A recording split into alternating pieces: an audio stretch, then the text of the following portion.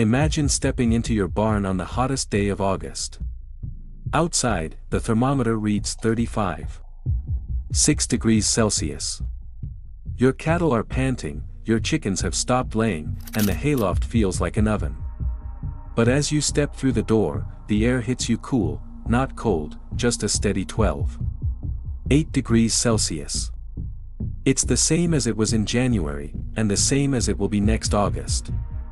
No fans, no power bill, no machinery humming in the corner. That barn is real. I stood inside one last summer, my hand on the wall, searching for the vent that wasn't there. The only thing separating it from yours is a trench dug 1.8 meters deep and a length of pipe.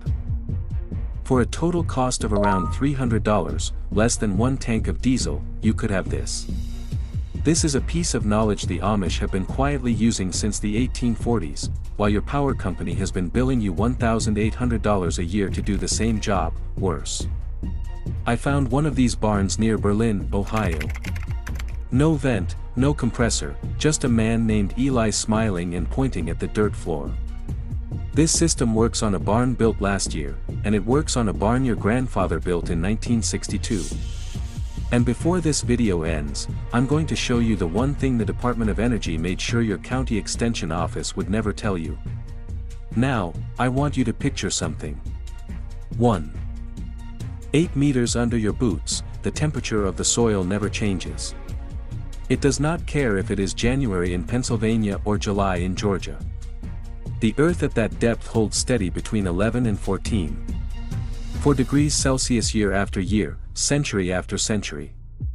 The U.S. Geological Survey confirmed this in their soil temperature studies dating back to 1965. Every farmer in America is sitting on top of a free, infinite reservoir of climate control, and almost none of them know how to tap into it. The Amish have known for nearly 200 years. When the first Old Order Amish settled in Lancaster County, Pennsylvania, in the early 1700s, they did not have access to electricity. Even if they had, they would have refused it on principle. Yet, their animals still needed to survive August heat waves and February cold snaps. Their milk still needed to stay cool, and their seed grain still needed to stay dry. So, they did what their ancestors had done in the Palatinate region of Germany for generations before them, they dug. What they dug was a trench, a simple trench 1.8 meters deep, running from outside the barn to inside, sloped at a slight downward angle. Inside that trench, they laid hollow clay tile pipe, the same kind used for field drainage. The outside end terminated in a shaded intake covered with a fine wire mesh to keep out vermin. The inside end opened up through the floor of the barn, usually behind a low wooden shroud near the animal stalls. Here is what happens: hot summer air, say 35 degrees Celsius, gets pulled into the outside intake. As it travels through that buried pipe, the cool earth surrounding the tile draws the heat right out of the air. By the time that air reaches the inside of the barn, its temperature has dropped almost 22 degrees Celsius, entering the barn at 12.8 degrees Celsius. The hot, lighter air inside the barn rises up through a cupola vent in the roof, which creates a natural pressure differential. This differential then pulls more cool air through the trench. No fan, no motor, just physics and patience. The Amish call it a cool groin, or cooling trench. In English, modern engineers eventually rediscovered it and gave it a fancy name, an earth-air heat exchanger.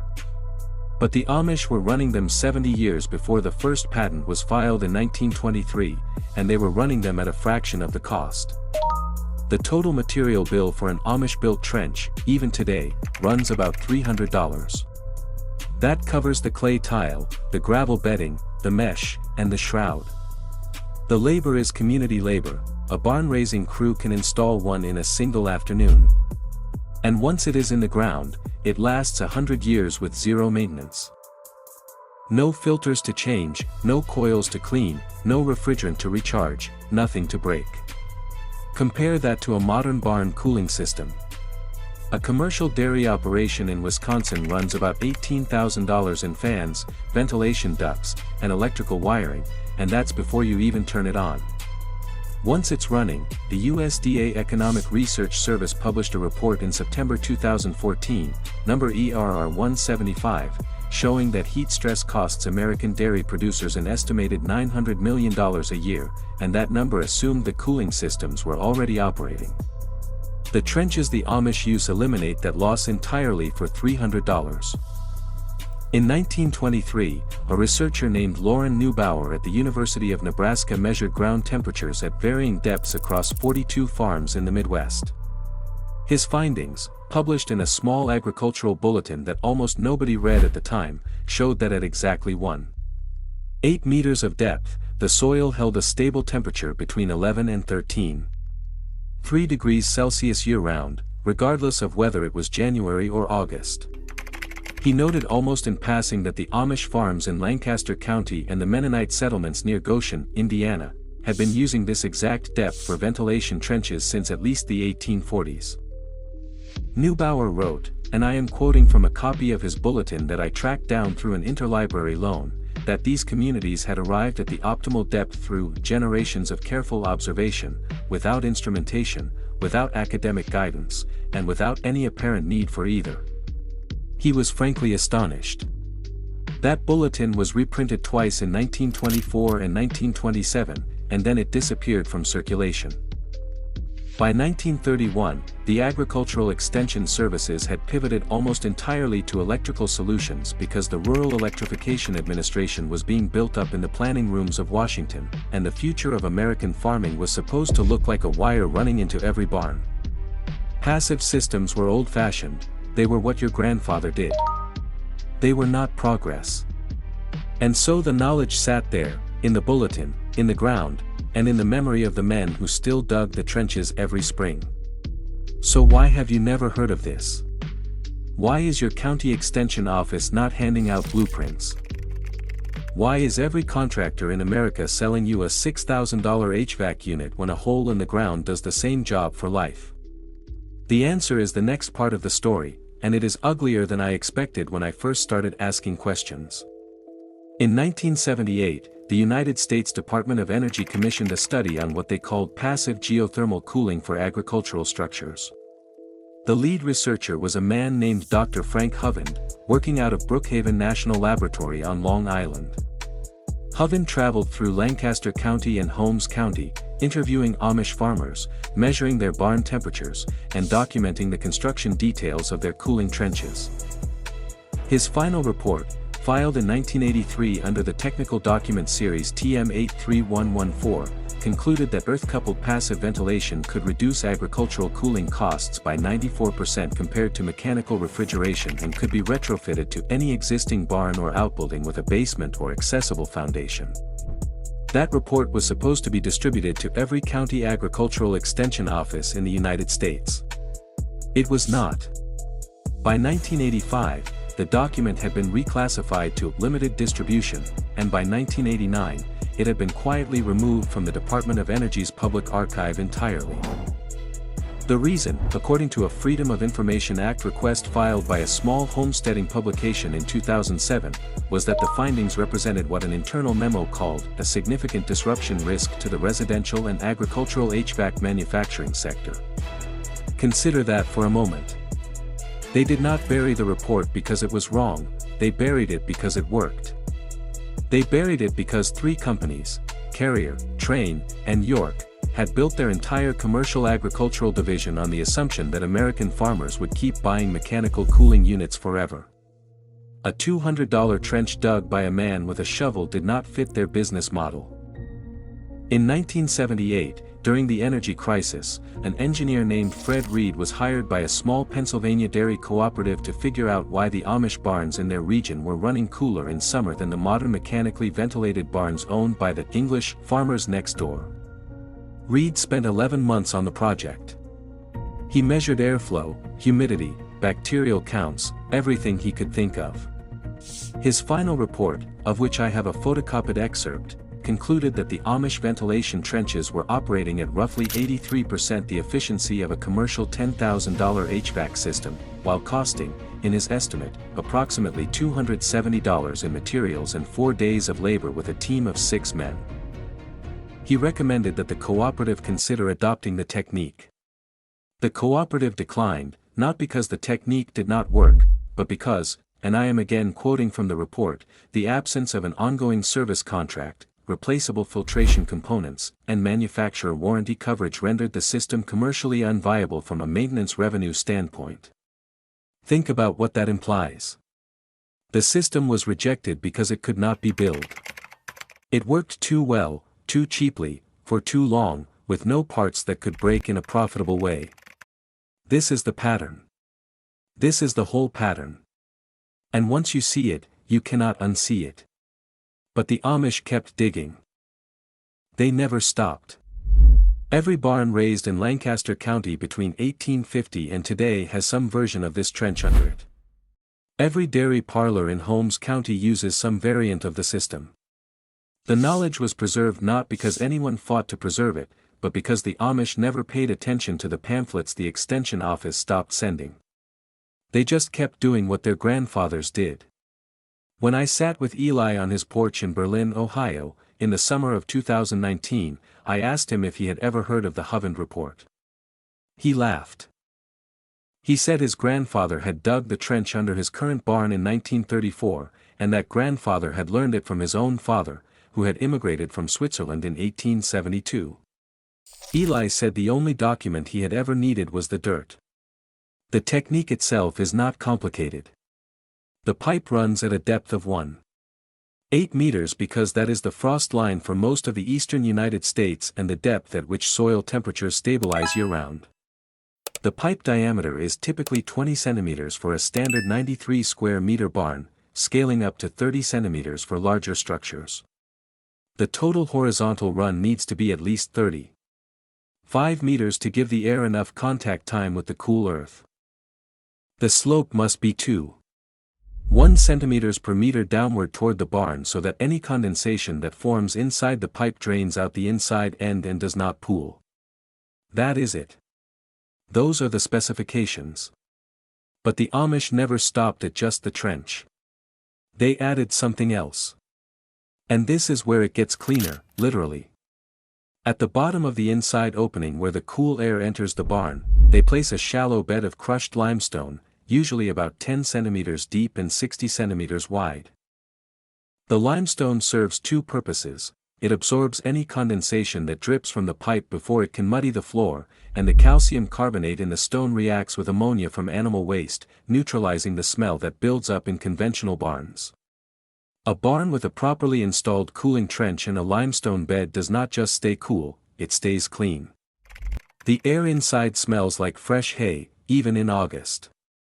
Now, if you already own a house or a barn that was built before 1980 and you are thinking this only applies to people building from scratch, stay with me, because this next part is specifically for you. I want to show you exactly how to retrofit one of these trenches to a structure that is already standing, without permits, without contractors, and without breaking through your existing foundation. The retrofit method the Amish use for old structures is called a side entry trench. Instead of running the pipe under the building, you run it alongside the building, terminating at a basement window, a crawl space vent, or a dirt floor stall door. You start by marking out a trench line that runs at least 35 meters from your barn, preferably on the north or east side where the soil receives the least sun. The trench needs to be 1.8 meters deep along its entire length, but you only need it to be 60 centimeters wide, which means a single person with a rented mini excavator can dig the whole thing in about 6 hours. Total rental cost is around $200 for the day. You lay the pipe with the proper slope, backfill with gravel for the first 30 centimeters to allow drainage, and then cover with the original soil. At the building end, you cut a single 20 centimeter hole through the wall at floor level or through a basement window frame and seal the pipe in place with hydraulic cement. At the outside end, you build a small wooden hood over the intake, paint it dark green so it disappears into the landscape, and cover the opening with 6 mm hardware cloth to keep out mice and snakes. That is the entire retrofit. No contractor, no permit application, no inspector, no utility hookup. The only tool you need to maintain it is a garden hose once every 5 years to flush out any sediment that might have settled at the low end. A man in his 70s with a bad back can still operate a rented mini excavator for 6 hours. I have watched it happen. The Amish refer to this side entry version as the elderly trench, because it is the design they use when they retrofit a dirty house, the small grandparent cottage attached to the main farmhouse. The grandparents are the ones who feel the heat the worst. They are also the ones who remember when nobody had air conditioning at all and survived just fine. The trench gives them back the comfort of their childhood without giving them an electric bill. If your barn or house sits on a slab, there is a slightly different approach called the perimeter trench, where the cool air feeds into a low vent built into the bottom of an exterior wall instead of through the floor. The principle is identical. The cost is the same. The materials are the same, $300 and an afternoon of work. The reason none of this is on YouTube already, or in your local home improvement store, or in any of the homesteading magazines you might subscribe to, is that the entire residential cooling industry is structured to prevent you from knowing a trench of this kind will not generate a single service call for the rest of your life. It will not require a refrigerant top-up.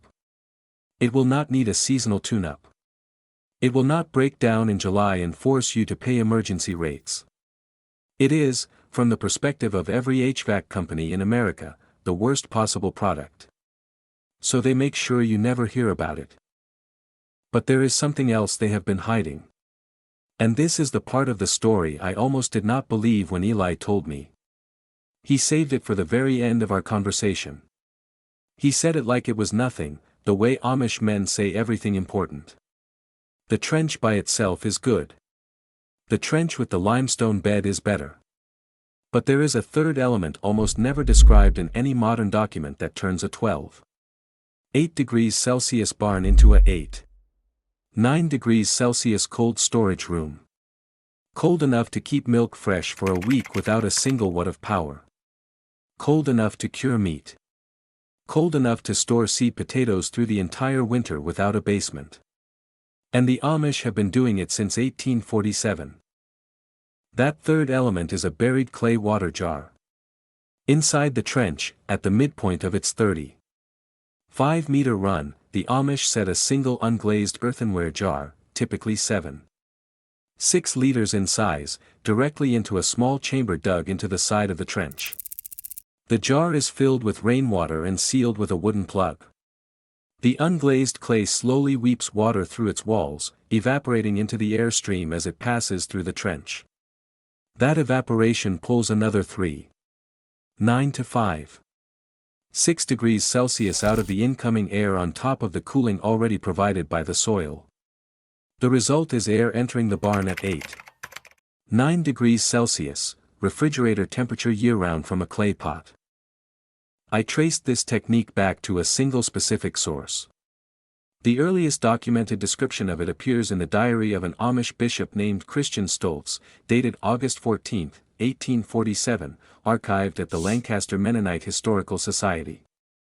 Stoltz describes installing what he calls a Wasserkrug under the cooling trench of his new barn and notes that the milk from his cows stayed sweet for 8 days in the August heat, something none of his neighbors using surface springhouses could match. The technique spread through the community within a generation, but it never appeared in any English-language agricultural publication. Not once. Not in 1847, not in 1947, not in 2024. The reason it works is something modern science only fully explained in the 1960s. It is called evaporative geothermal coupling. When you combine the constant cool temperature of deep soil with the latent heat absorption of evaporating water, you create a cooling effect that is mathematically greater than either method alone. The University of Arizona's College of Agriculture published a research paper in 1968 confirming the principle, but they applied it to large-scale greenhouse cooling and never connected it back to the small Amish trenches that have been doing the same thing for over a century. Here is how you do it yourself. You buy a single unglazed terracotta jar. They cost about $18 at any garden center, sold as Alya irrigation pots. You dig a small chamber into the side of your trench at the midpoint, just big enough to hold the jar upright. You fill the jar with rainwater, place a wooden plug in the top, and bury the chamber. Once or twice a year, you dig down, refill the jar, and replace the plug. That is the entire maintenance schedule. $18 once, a few minutes of work twice a year. The jar will last 50 years if you do not crack it. The cooling effect is immediate and continuous. And nobody, not your neighbors, not your power company, not the inspector who drives past your property, will ever know it is there. I want you to picture something for me. Picture a barn in mid-July. The sun is hitting the south-facing wall at 3 o'clock in the afternoon, and the outside air temperature reads 34 degrees Celsius on the thermometer hanging by the water pump. Inside that barn, the cattle are calm. Their breathing is slow and even.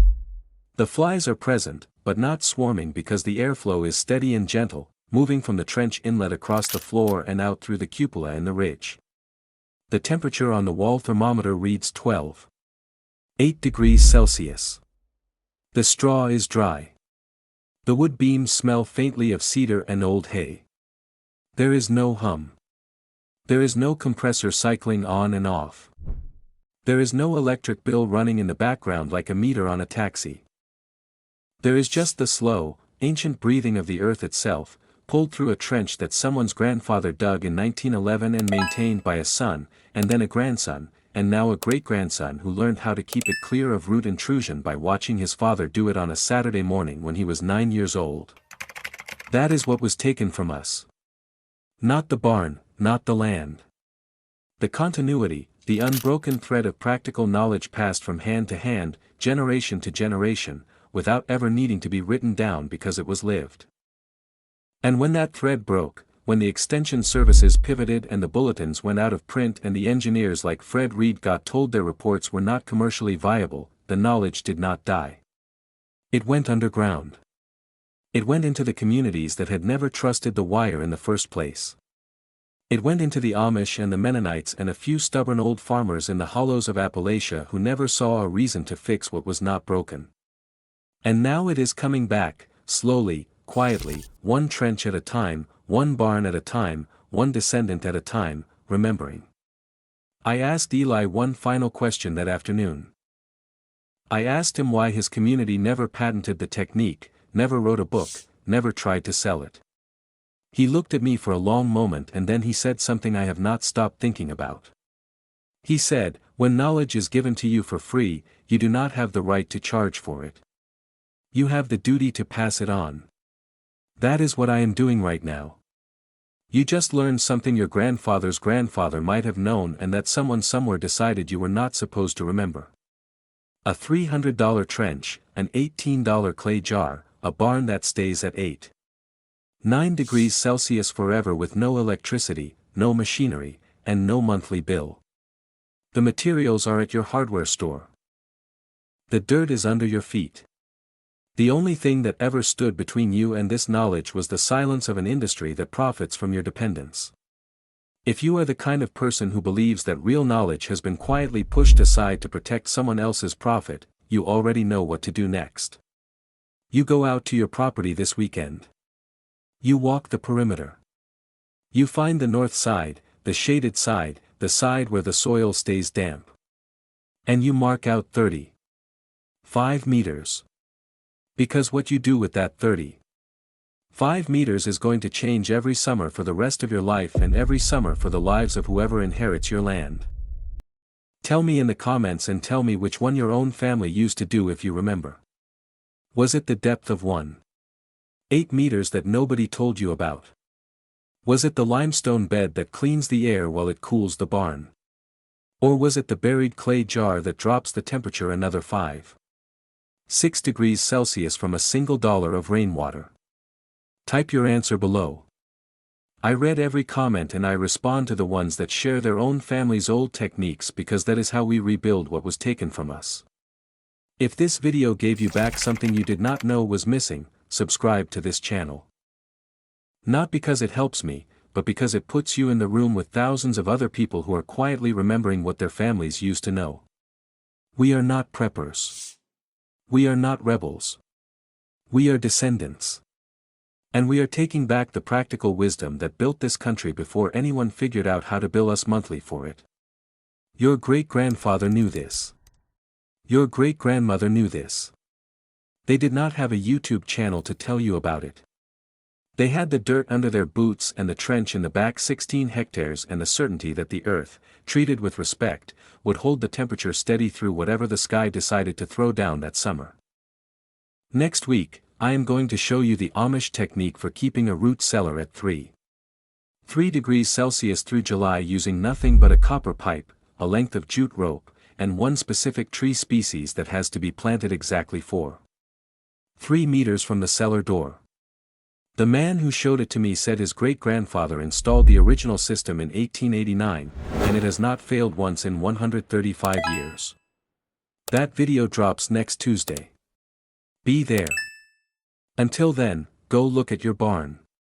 Go look at your land. Go look at the dirt under your boots because everything you need is already there. It always has been. They just stopped telling.